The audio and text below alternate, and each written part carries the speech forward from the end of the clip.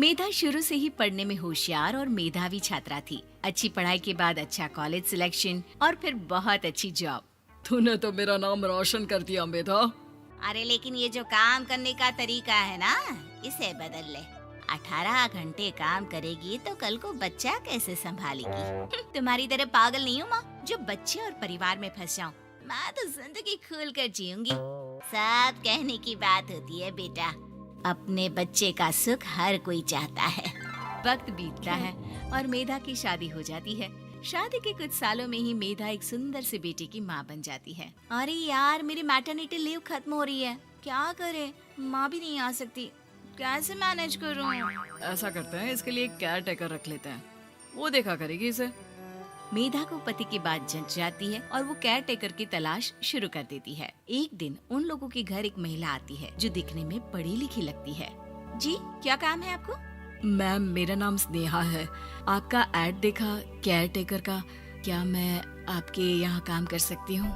हाँ, क्यों नहीं, लेकिन आप तो अच्छे घर की लगती हैं, फिर नौकरी क्यों? दरअसल मेरे ससुराल वालों ने मुझे घर से निकाल दिया क्योंकि मैं माँ नहीं बन सकती और माता पिता भी नहीं है इस दुनिया में। तो अरे अरे, कोई बात नहीं, तुम लक्ष्य को ही अपना बच्चा समझो और यहीं रहना, और किसी भी चीज की जरूरत हो ना तो बता देना। नेहा खुशी खुशी लक्ष्य को संभालने लगती है। रात को जब मेधा घर पर आती है, अरे क्या बात है स्नेहा, तुमने खाना नहीं खाया क्या? अरे दीदी, आपका बेटा टाइम दे तब ना। अरे तो जब वो सोता है तब खा लिया करो। तब तो मैं इसके पास ही बैठी रहती हूँ। कोई मच्छर या कीड़ा काट ले लक्ष्य को तो अब आप पकड़ो, मैं खाना खा लेती हूँ। स्नेहा वहाँ से चली जाती है। बहुत ही अच्छे से ख्याल रख रही है ये लक्ष्य का।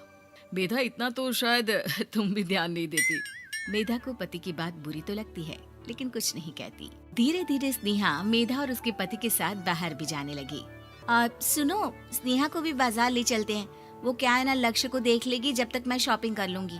हाँ हाँ चलो, वैसे मैं चाह रहा था कि लक्ष्य को लेकर हम दोनों ही चलते।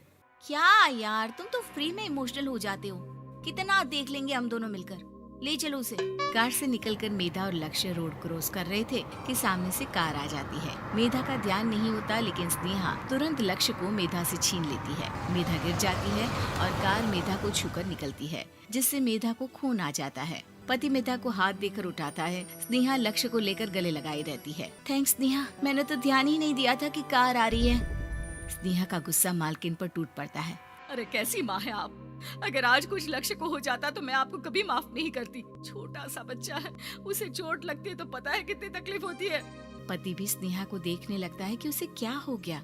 मेधा को स्नेहा पर काफी गुस्सा आ जाता है। घर आकर कहती है, देखो स्नेहा, माना तुम लक्ष्य को बहुत प्यार करती हो, लेकिन वो मेरा बेटा है, मैं कभी जानबूझकर उसके साथ बुरा नहीं कर सकती, समझी? मुझे माफ कर दीजिए, मैं लक्ष्य को लेकर कुछ ज्यादा ही सेंसिटिव हो चुकी हूँ। मैं ध्यान रखूंगी कि आगे से ऐसा ना हो। मेधा का मन स्नेहा से अब हटने लगा था। एक शाम मेधा ऑफिस से घर आती है कि लक्ष्य उसे दिखाई नहीं देता और ना ही स्नेहा। वो स्नेहा के कमरे में जाती है जहाँ दोनों सो रहे होते हैं। अरे स्नेहा, लक्ष्य को आज इस कमरे में क्यों सुला दिया? दीदी, मुझे नींद आ रही थी, ऐसे में उसे कमरे में अकेले लिटाना मुझे ठीक नहीं लगा। मेधा बच्चा उठाने लगती है कि स्नेहा टोक देती है। रहने दीजिए ना दीदी, सो रहा है, फालतू में नींद खराब हो जाएगी। मेधा को गुस्सा आ जाता है और वो बच्चा उठाकर वहाँ से चली जाती है। अगले दिन मेधा स्नेहा को बुलाती है, साथ में एक और लड़की खड़ी होती है। स्नेहा, अब तुम अपना कुछ और देख लो, हम लोगों को नई केयर टेकर मिल गई है, तुम इस हफ्ते घर छोड़ देना। स्नेहा का मन लक्ष्य को छोड़ने का नहीं करता, लेकिन नौकरी तो नौकरी होती है ना। स्नेहा घर से चली जाती है। धीरे धीरे महीने और साल बीतते जाते हैं और लक्ष्य एक नौजवान लड़का हो जाता है। लक्ष्य, आज मुझे मंदिर जाना है, ले चलोगे? ठीक है माँ, एक काम करके अभी वापस आता हूँ, तब तक आप और पापा दोनों तैयार हो जाइए। दोनों तैयार होकर बैठ जाते हैं, लेकिन लक्ष्य काफी देर तक नहीं आता। अरे मेधा, फोन तो करो लक्ष्य को, देखो क्या हो गया उसे। मेधा फोन करती है तो पता चलता है कि लक्ष्य का एक्सीडेंट हो गया है और वो सिटी अस्पताल में है। जल्दी चलिए, पता नहीं कैसा होगा मेरा बेटा। अरे चिंता ना करो, सब ठीक होगा, मैं अभी कार निकालता हूँ। दोनों मियाँ बीवी अस्पताल पहुँचते हैं, जहाँ वो लोग देखते हैं कि लक्ष्य बिस्तर पर पड़ा होता है। एक महिला इन्हें यहाँ लेकर आई है, वो वहाँ बैठी है, लेकिन फिलहाल तो आप लोगों को इनके लिए किडनी का प्रबंध करना होगा। एक्सीडेंट में इसकी किडनी डैमेज हो गई है। मेरी ले लीजिए डॉक्टर साहब, मेरे बेटे को बचा लीजिए। नहीं नहीं, आप माँ हैं, आपकी नहीं ले सकते, पिता की भी नहीं। आप किसी रिलेटिव या दोस्त से पता कर लें और हाँ थोड़ा जल्दी करें क्योंकि देर होने से मामला बिगड़ सकता है। मेधा बैठकर रोने लगती है कि वहाँ डॉक्टर आ जाते हैं। जिस औरत ने आपके बेटे को यहाँ भर्ती कराया था वो अपनी किडनी आपके बेटे को देना चाहती है। हाँ? कौन है वो? कहाँ है वो? तभी वहाँ स्नेहा आ जाती है।